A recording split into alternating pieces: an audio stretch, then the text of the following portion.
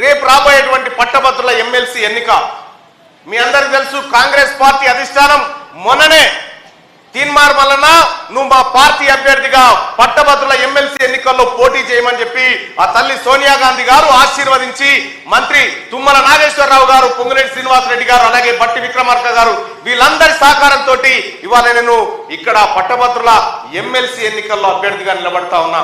సోదరులారా, ఒక్కసారి చూసుకోండి. తీన్మార్ మల్లన్న ఈ 10 ఏళ్ల కాలంలో ఏం చేసిండు ఒక్కసారి వెనక్కి పోయి చూడండి. ఇవాళ ప్రజాపక్షం పేపర్లో ఇవాళ ఒక అడ్వర్టైజ్మెంట్ వచ్చింది, 7వ పేజీల్లో 6వ పేజీల్లో. ఏం దొరికేనా తీన్మార్ మల్లన్న మీద ఎన్ని కేసులు ఉన్నాయి అనేది పబ్లిక్ చేయాలి కాబట్టి వేస్తే ఫుల్ పేజీ నిన్నున్నాయి. 67 కేసులు పెట్టిండు గత కేసీఆర్ నా పైన. 67 కేసులు ఎందుకు పెట్టినవా సార్ అంటే, నువ్వు వీళ్ళ గురించి మాట్లాడుతున్నావుగా, జనం గురించి.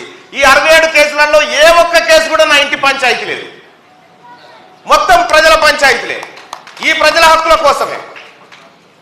67 కేసులు పెట్టి 100 రోజులు జైల్లో బంధించిన తీన్మార్ మల్లన్న ఎక్కడ కూడా గొంతు తగ్గించలేదు, ఎవరికి లొంగలేదు. నేను ఖచ్చితంగా నిటారుగా నిలబడి కొట్లాడినా అదే ఇవాళ తెలంగాణ రాష్ట్రంలో కేసీఆర్ ను గద్దె దించుతామని చెప్పాం అన్నట్టుగా దించి చూపెట్టాం. ఇంకంతేకాదు, మరి ముఖ్యంగా చెప్తా ఉన్నా, నేను చదువుకున్న వాడిని, జర్నలిజం చేసినటువంటి వ్యక్తిని. నేను ఈ బిడ్డను, ఈ తెలంగాణ నికార్సైనటువంటి బిడ్డను.